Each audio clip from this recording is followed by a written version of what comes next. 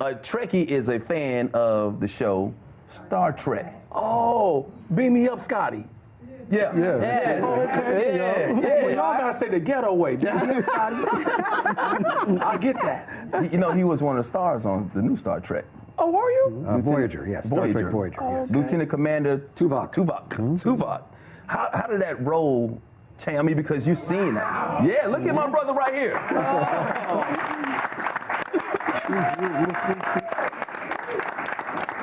I mean, you're into being a nerd and you're into technology, and then you got that role, man. What was that like for you? Well, as an acting role, it was simply one of the gigs that I happened to pick up. I mean, I could have just as well ended up on Baywatch, but I ended up on, on Star Trek Voyager instead, and it's a good gig. It was mostly work from the acting standpoint, single camera drama, but. It's a coincidence that it happened that I liked. I've always been a fan of science fiction in general as a genre, and that I was actually practicing astronomy at the time, and it just fell into my lap as being that. The fallout from that and the legacy of that is just being aware of worldwide how enthusiastic the fans have been of that particular franchise and how long it's gone on for. It is extraordinary, and it's still very, very strong and prevalent out there as far as people, enjoying and watching that show. It's amazing. So you get mobbed when you go to Comic-Con. Go to conventions and things like that. People will recognize you, yes, and they're, if I'm doing a personal appearance, they're there, often dressed in costume and characters like the ones that I was performing in. So it's very similar. Yeah, I love that. Give them a round of applause. That's awesome. Don, it must be great to have somebody dressing up. You go to a comic convention and somebody's dressed like your character. Yeah. Often, very often. And I think there's a lot more, as it were, people who are into that because the highest grossing films in history are all sci fantasy. Yes, they are. Yeah. Every single one of them. Top are all sci fantasy. So there's a lot of nerds out there, period. Yeah. And of course, you guys are Star Trek fans, whatnot. Yeah. So when you're recognized by a lot of, I imagine, a lot of white people, right? Absolutely. Are there a lot of black people who are just down with Star Trek and Star Wars and all those different, because I don't know a lot of people that watch Star Wars. The numbers are not anywhere near. Why do you think that's the case? I think it's just what we were talking about earlier. I mean, culturally, amongst the black culture, it's just not a priority. It's not as big a deal as basketball or football or things like that, so they're just not as excited about it. Because I go to conventions I've been doing it for 27 years. And you don't see that many blacks. Just once in a while, they'll come to the tables, they'll come through, but there's not that many in terms of the numbers. Right. Why do you think, we didn't grow up on Star Trek? You know what Star Trek was. Like you knew what Star Trek was. Yeah, I know Star Trek, the black lady, but I feel like when black people feel like they got to go out of Mars, like they're trying to get us away from Earth. So they really ain't trying to get us. We really don't like that. You know what I'm saying? Let's keep it real.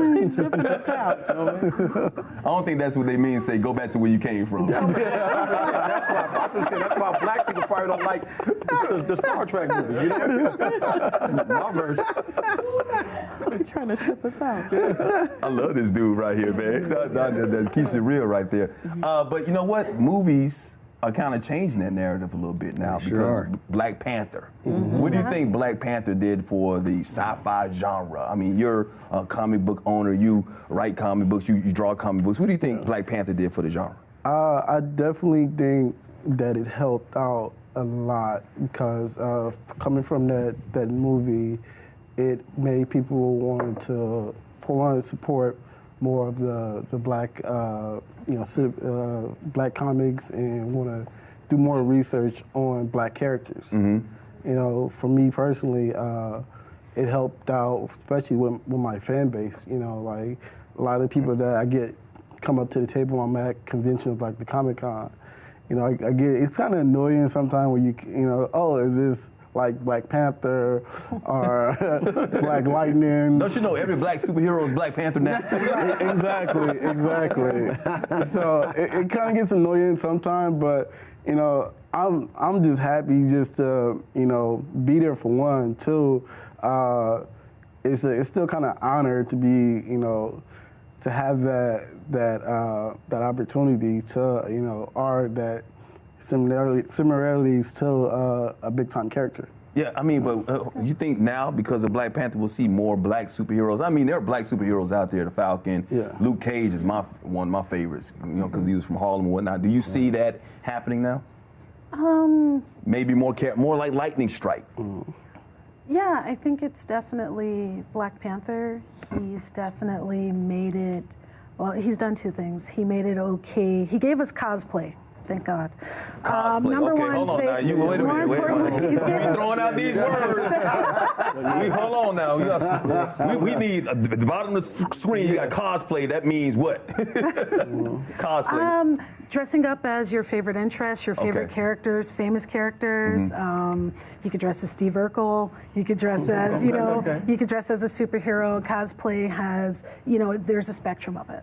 I think Black Panther gave like little girls and boys like who are coming up now wonderful, like I can dress up too. I have something that I can look up to, I can aspire to.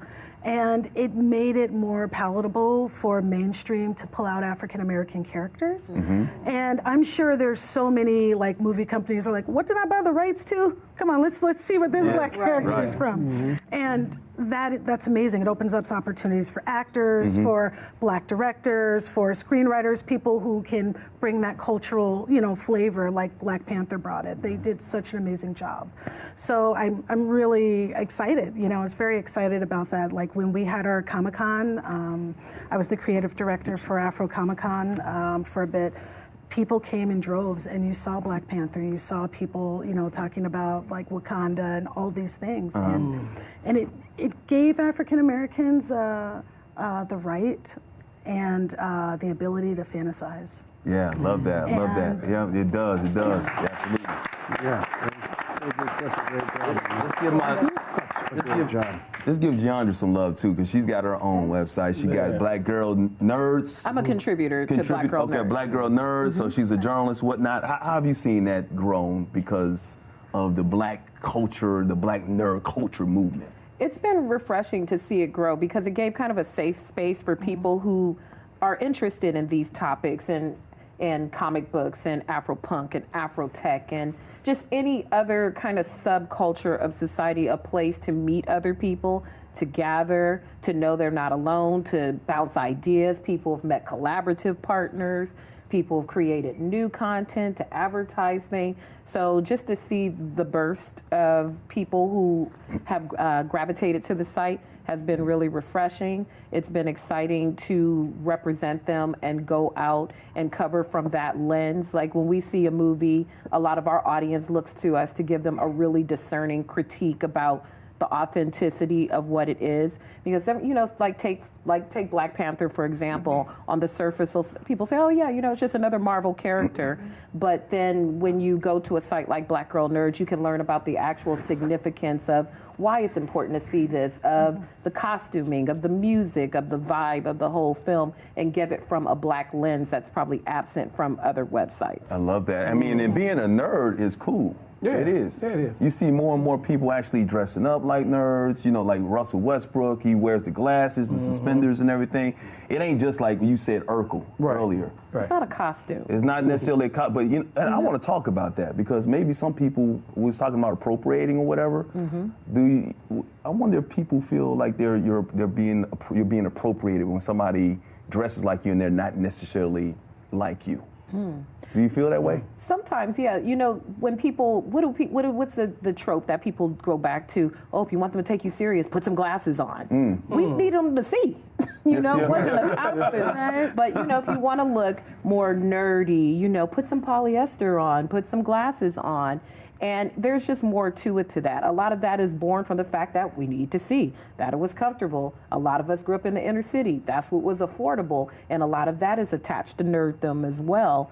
But now it's commonplace. It's common among teenagers, and it's refreshing to see them embrace who they are and live within that kind of nerd space without the same with this, without the same problems that we all had as younger people growing up in that. It was, you were put aside with that. We got out of the stereotype though, because back in the day it used to be like you said, Urkel, and nobody wanted to be. He had to become Stefan. Right. It was a Stephon negative, Urkel. and it's not a negative anymore. It's cool to be smart. It's cool to have other interests. It's not a negative anymore, so that's always a good thing. And that's another thing I want to talk about. Cool to be smart, right?